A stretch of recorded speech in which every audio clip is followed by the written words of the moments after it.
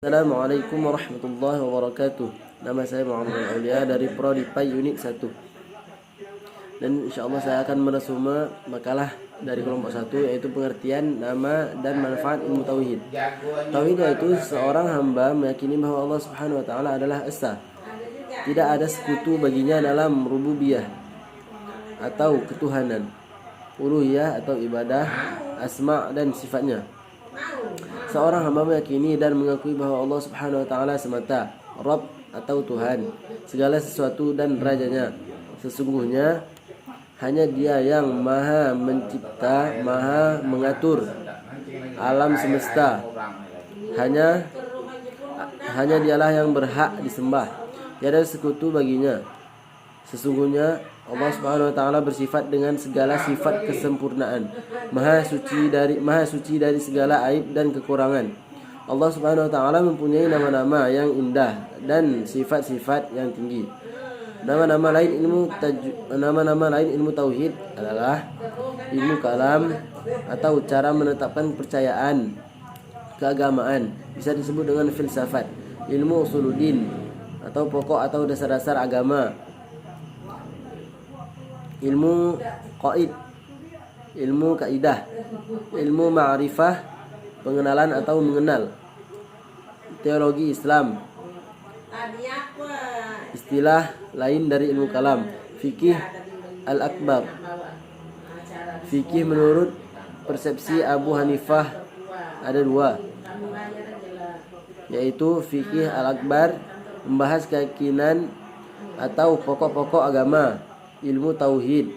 Fikih al-asghar membahas tentang muamalah, ilmu hakikat, ilmu sejati, ilmu sifat 20 atau i'tiqad 20. Ilmu filsafat Islam membahas masalah ketuhanan dengan mengutamakan argumental logika. Manfaat mempelajari ilmu tauhid yaitu menjalankan tujuan hidup yang sebenarnya, mendapat surga, diberikan kecukupan dunia dan akhirat, syarat diterimanya amalan, jauh dari dosa besar, mendapat syafaat Rasulullah sallallahu alaihi wasallam.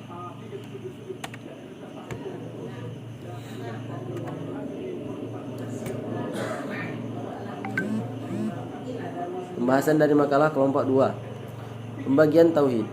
Tauhid terbagi 3,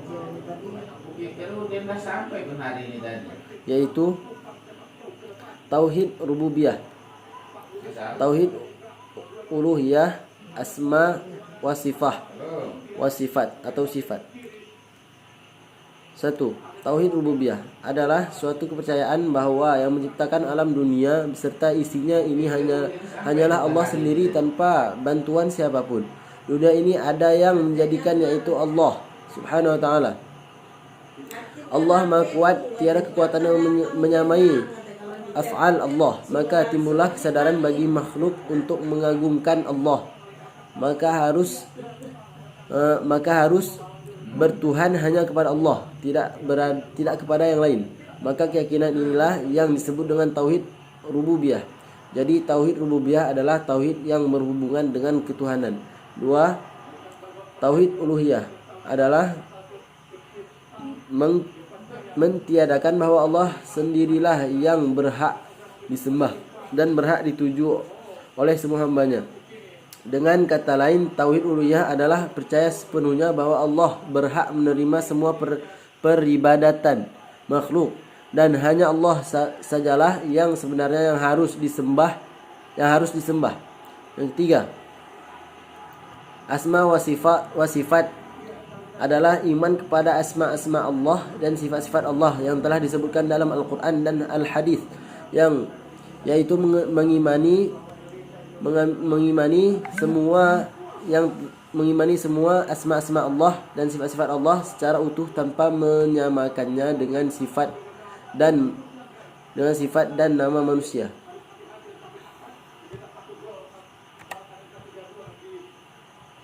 Makalah yang ketiga. Tujuan penciptaan alam semesta menurut kajian tauhid. Menurut syariat Islam, semua ciptaan Allah adalah makhluk, termasuk alam semesta beserta isinya, yaitu arsy, langit, bintang, bumi, air dan lainnya. Dan makhluk yang pertama kali diciptakan oleh Allah adalah pena atau al-qalam. Sesungguhnya makhluk yang pertama kali Allah ciptakan adalah al-qalam.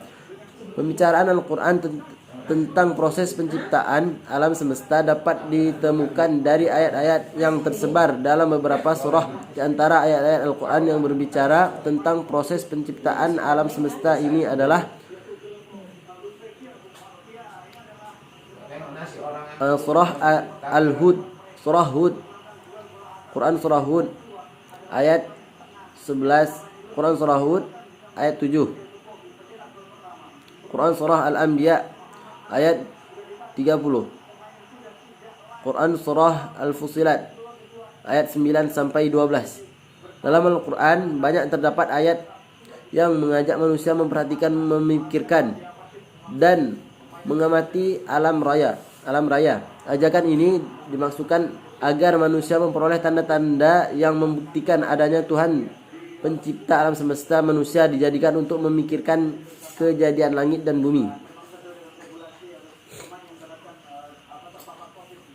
Bergantinya siang dan malam, belayarnya perahu di tengah lautan, bertiupnya angin atau udara, diturunkannya hujan untuk kehidupan manusia dan tumbuh-tumbuhan.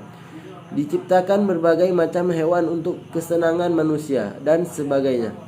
Tujuan penciptaan manusia menurut Al-Quran ada 4, yaitu pengurus bumi atau khalifah, agar manusia mengetahui kebesaran Allah, menyembah amanah, mengemban amanah, beribadah kepada Allah. Hikmah penciptaan alam semesta yaitu bukti keesaan Allah Subhanahu wa taala. Alam semesta diciptakan untuk manusia agar kita yakin perjumpaan dengan Allah Subhanahu wa taala. Hikmah penciptaan manusia yaitu agar manusia mengetahui, mengenal dan memiliki ilmu tentang Allah Subhanahu wa taala, agar manusia beribadah hanya kepada Allah Subhanahu wa taala. Makalah yang keempat, meyakini ajaran tauhid dalam kehidupan sehari-hari. Mentauhidkan Allah dalam setiap perbuatan. Tujuan mempelajari ilmu tauhid tidak lain adalah sebagai upaya mengenal Allah dan Rasulnya yang dilakukan melalui dalil-dalil yang pasti.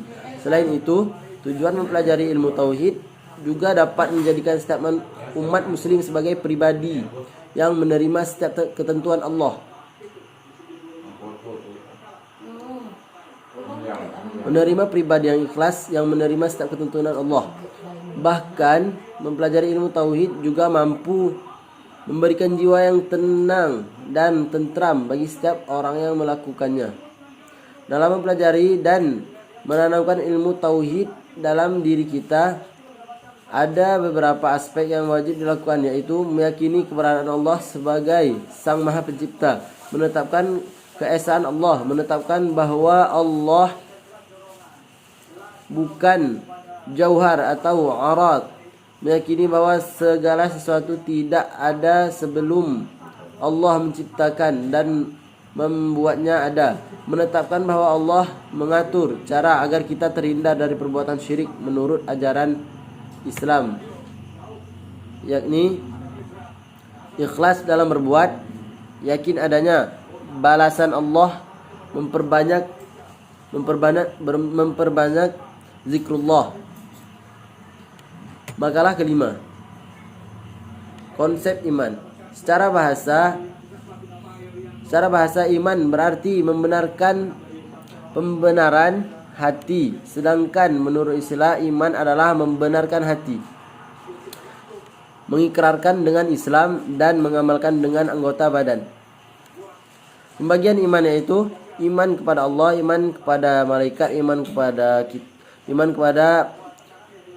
kitab Allah, iman kepada Rasul, iman kepada hari akbar, iman kepada qada dan qadar.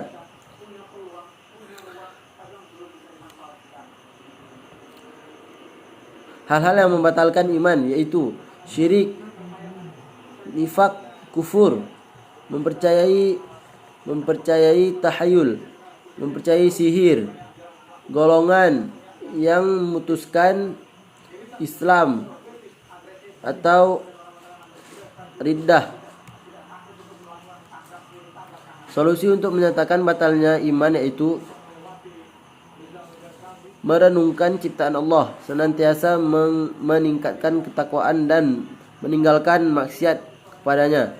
Cara memelihara iman yaitu memperbaiki salat, memperbaiki zikir, mentadabburi Al-Quran, berkumpul dengan orang-orang yang saleh, membaca buku-buku Islam, menjauhi lingkungan buruk, mengikuti majelis ilmu, menjadikan perintah Allah sebagai istiqarah.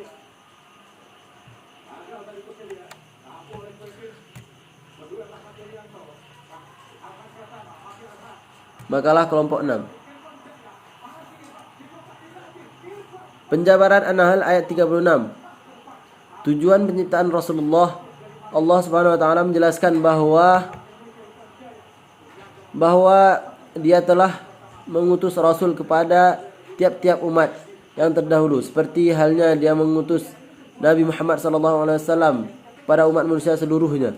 Oleh sebab itu manusia hendaklah mengikuti seruannya dan meninggalkan segala larangannya. Allah mengutus para nabi dan rasul untuk menjelaskan kebenaran dan memperbaiki akhlak manusia. Makna jauhilah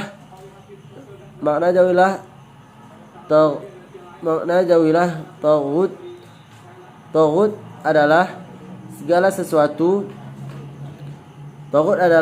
sesuatu yang diibadahi selain Allah Subhanahu wa taala, dan ini adalah perkataan Imam Malik, juga pendapat yang mengatakan bahwa taghut itu adalah syaitan. Dan ini adalah pendapat mayoritas sahabat dan tabi'in. Ada 4 hal yang dapat membuat seorang hamba Allah mendapatkan petunjuknya. Antara lain sabar dalam ujian, bersyukur ketika diberi nikmat, pemaaf, bertobat atas kezaliman. Al-Quran menjelaskan orang-orang yang sesat, yaitu orang-orang yang menyekutukan Allah.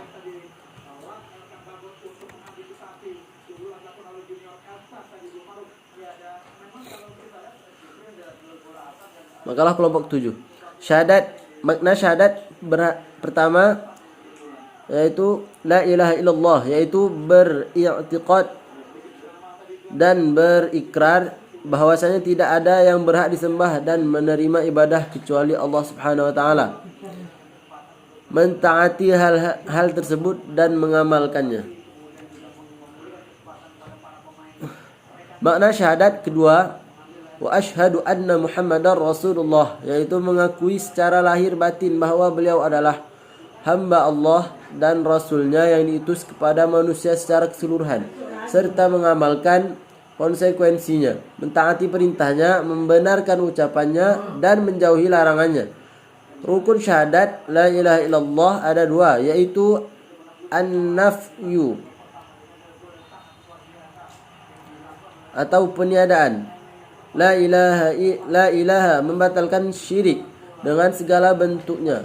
Rukun syahadat Muhammadur Rasulullah, Muhammad Rasulullah ada 2, yaitu kalimat abduhu wa rasuluh, hamba dan utusannya. Syarat la ilaha illallah ada 7, yaitu ilmu yakin,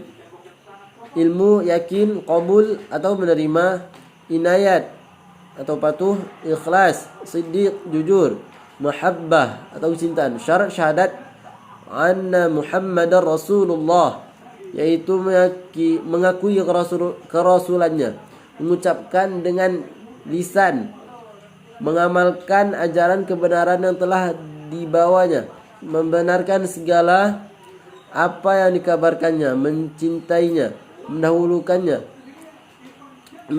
sabdanya atas segala pendapat.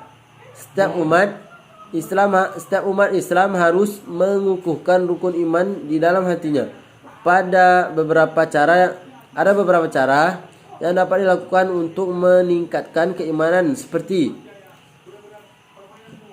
terus belajar dan mendalami ilmu-ilmu agama, terus berusaha mengamalkan ilmu yang dipelajari dan yang diperdalamnya, terus memperbaiki kualitas ibadah dan kualitas kemanusiaan atau insaniyah, menjadikan orang-orang beriman yang salih dan berilmu sebagai sahabat.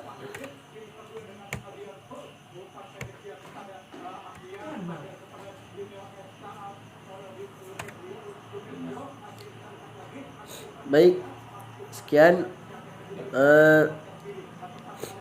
penjabaran resume dari saya dan dari setiap kelompok. Saya ucapkan assalamualaikum warahmatullahi wabarakatuh.